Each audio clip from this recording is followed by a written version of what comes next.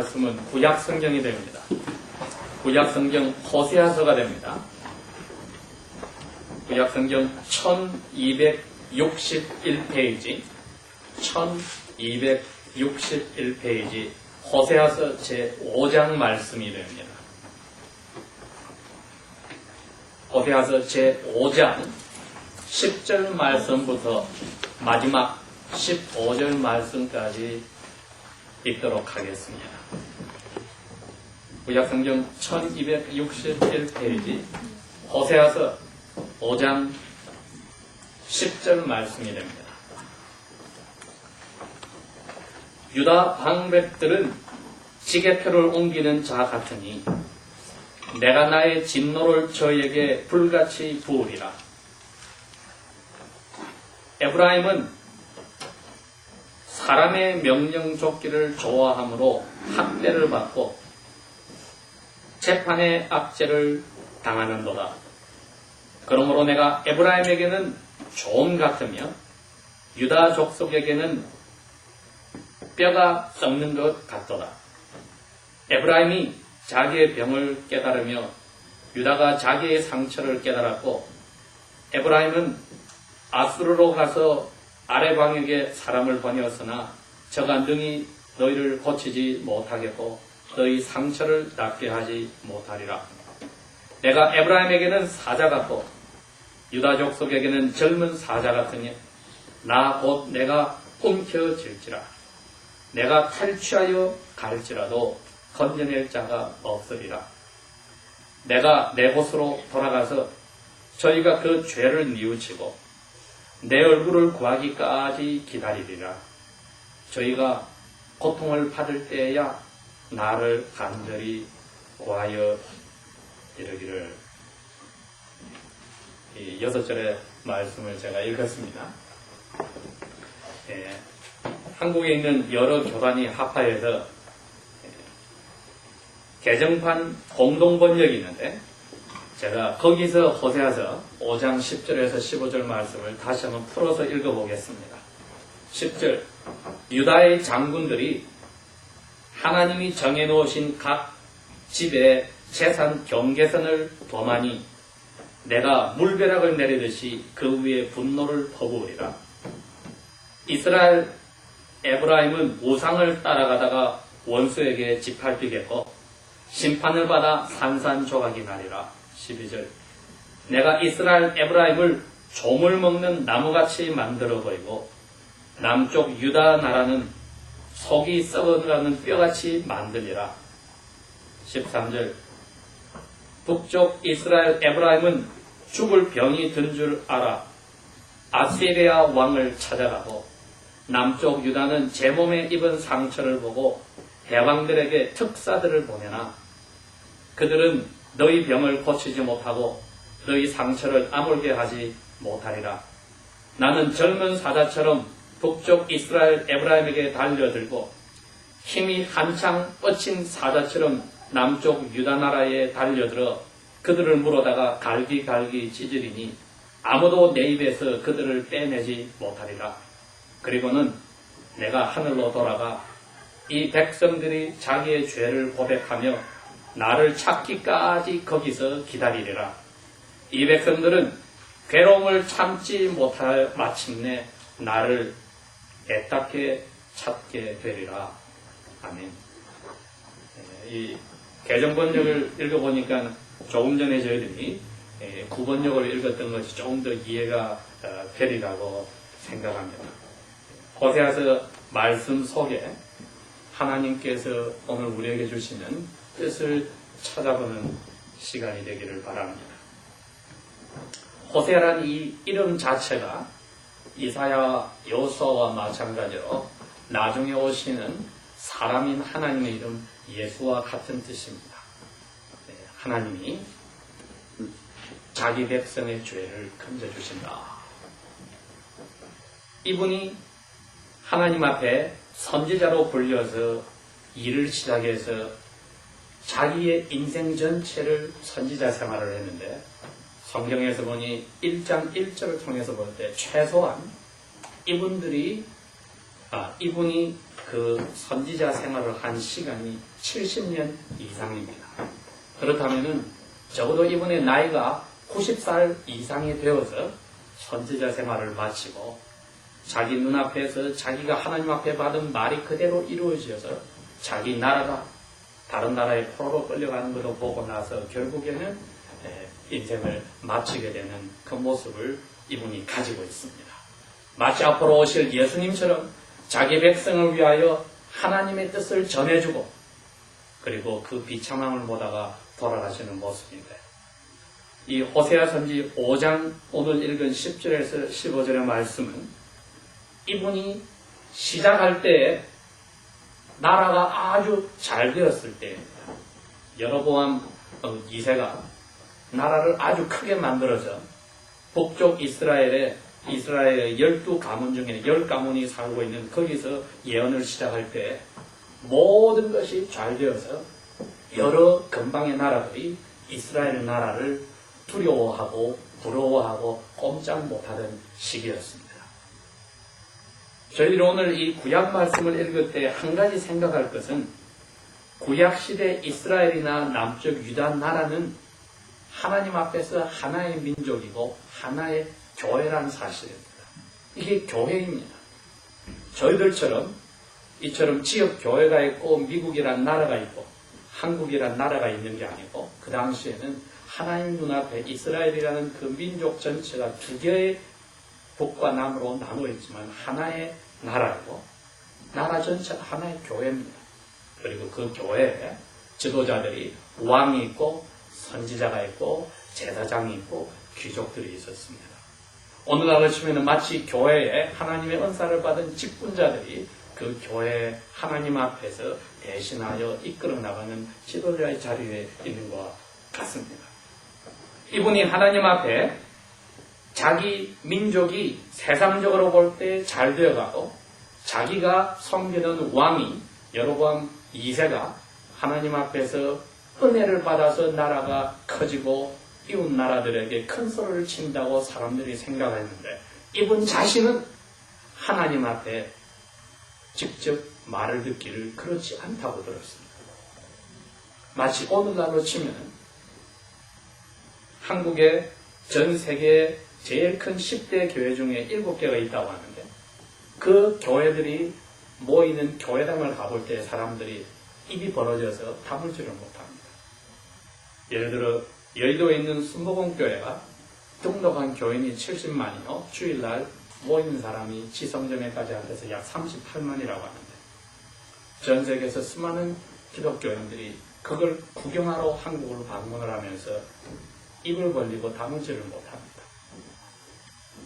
그러나 이스라엘이 가장 나라가 잘 될 때 하나님은 그 교회를 이스라엘이라는 교회를 다르게 보시고 그 가운데 선지자 호세아에게 저주의 경고의 메시지를 전하라고 하셨답니다. 오늘날도 하나님께서 그러한 교회당 속에 있는 교회들을 향하여 경고하며 저주의 메시지를 하지 않는다고 누가 말할 수 있느냐 이겁니다. 미국 땅이 기독교 국가가 아니에요.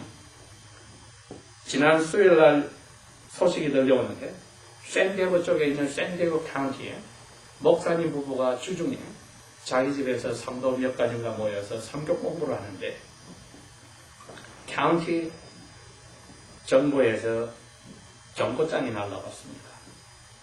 몇천 불을 내고 너희들이 허가증을 받지 않으면 그렇게 성경 공부 놓은 것이 불법이다. 유치장이 잡혀간다는 것. 여러분 이게 미국 땅입니다.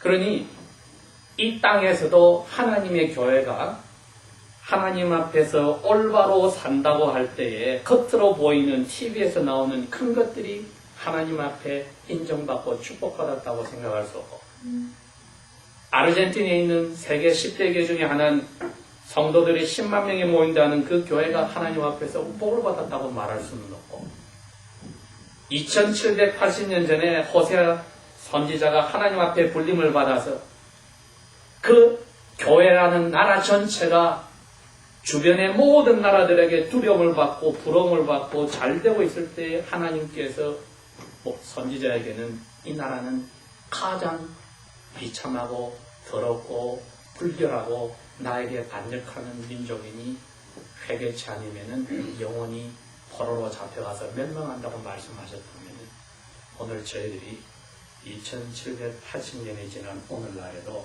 이 원리를 가지고 나라를 보는 게 아니라 하나님이 인정하시는 당신의 나라는 교회를 들여다보면서 내가 이 지역교회 멤버로서 나 개인의 삶은, 그리고 우리 교회의 삶은, 그리고 우리 민족의 교회들이, 이웃의 교회들의 삶은 하나님 앞에 올바로 섰는가를 들여다볼 때에 하나님께서 오늘 호세아 선지를 통해서 근 3000년이 지난 오늘날 우리에게 주시는 내용이 있는 겁니다.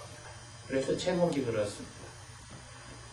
하나님의 말씀으로 우리의 삶의 지배자를 삼아야 합니다. 하나님은 우리의 지배자입니다.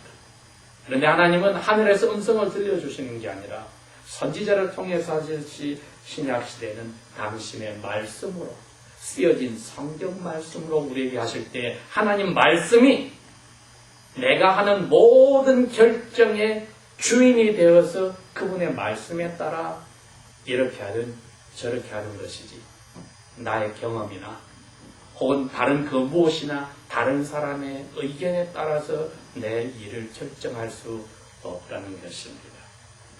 구약시대도 하나님은 복 있는 사람의 정의를 내릴 때에 뭐든지 잘되고 자자손손에 문제가 없고 오래 살고 잘 먹고 잘 사는 것으로 복을 정하기보다는 마음을 깨워서 하나님 앞에 자기의 모든 잘못을 다 털어내 놓았더니 하나님이 그 마음의 죄를 깨끗하게 용서해 준 사람이 복 있다고 해요. 목자인 여호와 뒤를 순한 양들이 따라가는 것이 복 있다고 해요. 하나님의 말씀을 밤낮으로 읽고 거기에 있는 대로 생각해보고 따라가는 사람이 복 있다고 하였습니다. 예수님은 더군다나 자기의 제자들에게 그랬습니다. 구약시대의 선지자들과 마찬가지로 너희들도 나와 내가 전하는 이 하나님 나라의 이야기를 했기 때문에 사람들에게 욕도 먹고 두드려 맞고 재산도 빼앗기고 건강도 상하고 가족도 깨어지고 심지어 죽임을 당할 때에도 기뻐하고 즐거워하라고, 이런 사람들이 복이 있다고 예수님께서 산상보험의 설교에서 이야기를 하셨습니다. 그러면서 너희 조상들 선지자들도 이러한 복받은 사람들로 고생하고 살았느니라 이야기를 하셨습니다. 그러니 구약시대나 신약시대나 오늘 호세아서 말씀 속에 나오는 하나님이 우리에게 자기의 백성인 하나님 나라의 백성에게 주는 이야기는 똑같습니다. 내가 너희들이 이 세상에서 잘 되는 것을 복 준다고 생각하지 말라. 모든 일이 너희들 원하는 대로 해결난다고 나한테 복 받았다고 생각하지 말아라. 그때에 호세아 선지를 통해서 내가 경고한 것을 생각해보아라.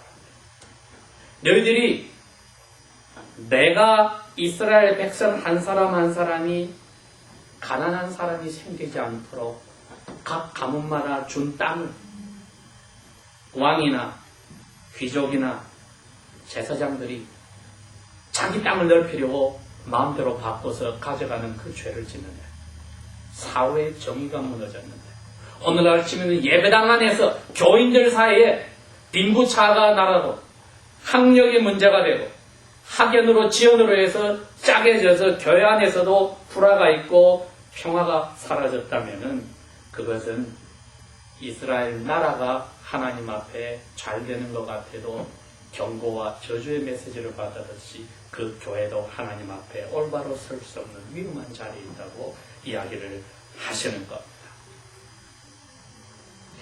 그 메시지를 받고 나서 약 40년 있다가 이스라엘 나라는 결국은 하나님의 말씀과 같이 그 당시에 강대국인 아수르 나라에 10개의 지파가 잡혀가서 영원히 이 세상에서 사라지게 됩니다.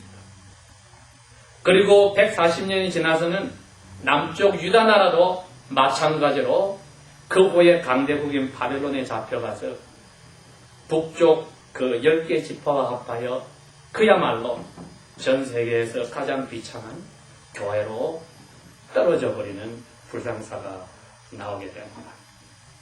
오늘 10절에서 15절의 말씀 속에 하나님이 하시는 이야기가 그거였습니다. 너희들이 왕의 말을 듣고 나의 말을 듣지 않았어.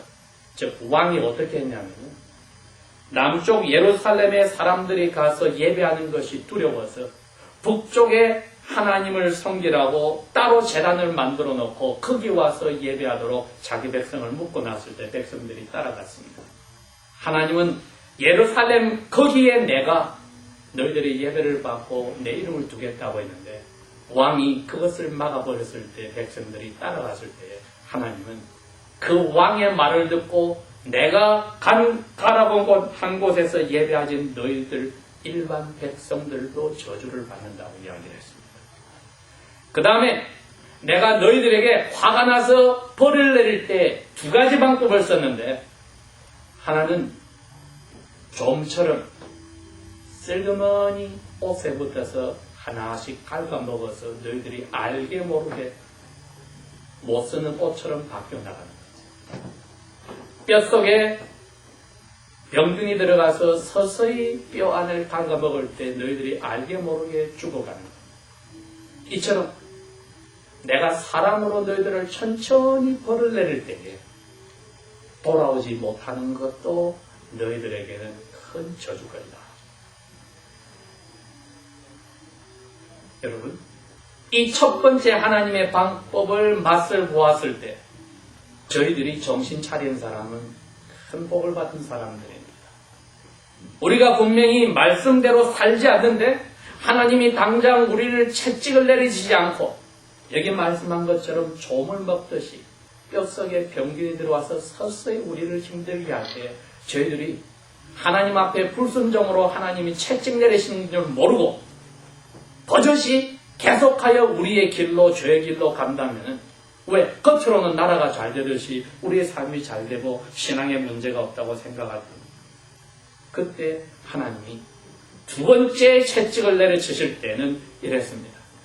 완전히 사자처럼 나타나서 몸을 찢어버릴 것이다. 그게 바로 나라를 잃어버리고 다른 나라의 포로로 잡혀가는 그래서 짐승처럼 노예처럼 살게 되는 모습입니다. 우리는 보통 이런 자리에 들어가면은 아유 하나님 용서해달라고 하지만은 하나님은 첫 번째 부드러운 방법으로 우리에게 찾아오실 때에 우리가 돌아오기를 원하십니다. 이스라엘이나 유다는 그렇게 돌아오지 않고 자기가 이제 고칠 수 없는 병이 들었다고 생각했을 때 그 당시 큰 나라에 가서 거기 가서 답을 얻으려고 했다고 합니다. 어찌하여 영적으로 병이 들고 하나님 앞에 우리의 마음을 내놓고 인생을 정리해야 될 때 그 눈에 보이는 그 사람들이 인정하는 그것에 달려가서 거기에 우리의 병을 고치겠다는 어리석음을 할 수 있느냐.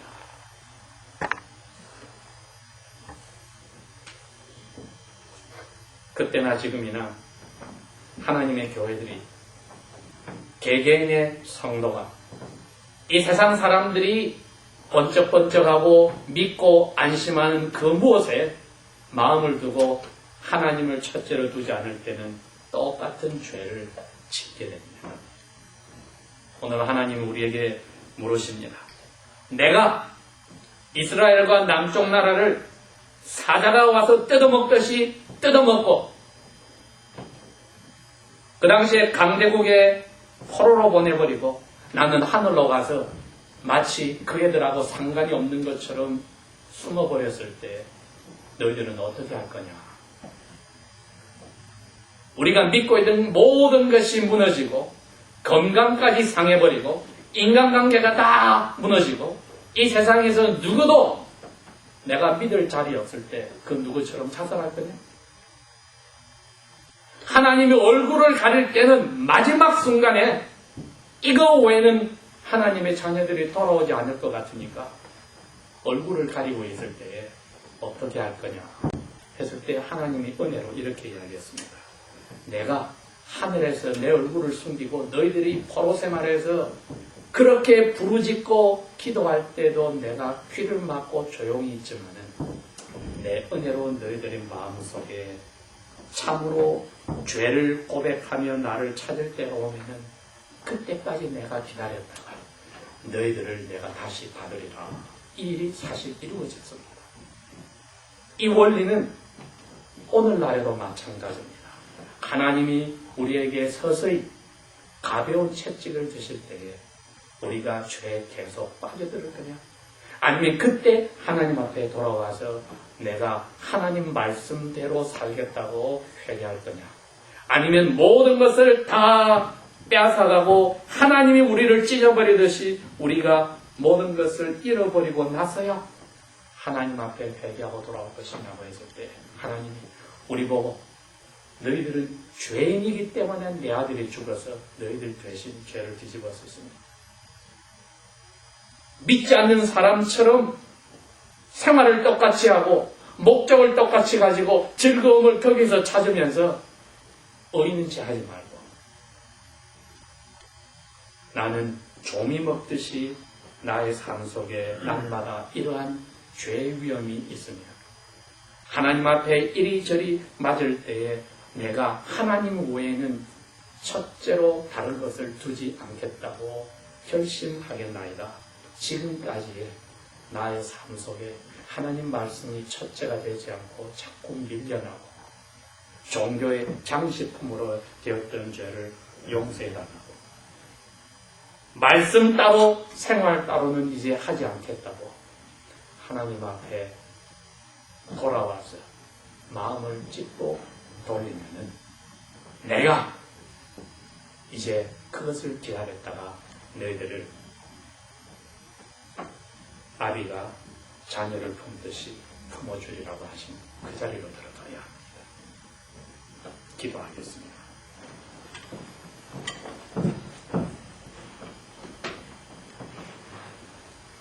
아버지 하나님, 이스라엘 교회에 내리신 사건들이 아버지의 그 마음이 오늘 저희들에게도 옵니다. 우리가 의인인 체하고 다른 사람보다 깨끗한 삶을 산다고 하면서도 우리의 기쁨과 슬픔이 아버지의 뜻대로 살고 살지 않음에 있지 않고 그 외에 다른 것에 있었다면 우리의 잘못된 영의 그 썩어버린 죄를 죽음에 이르는 죄를 용서하여 주시고 이제는 어떠한 삶이 우리에게 오더라도 아버지의 뜻대로 사는 것에 말씀대로 사는 것에 우리의 모든 기쁨과 즐거움이 있는 것을 인정하는 쫓아가는 은혜에 붙잡힌 사람들로 허락하여 주십시오. 예수님 이름으로 감사 기도합니다.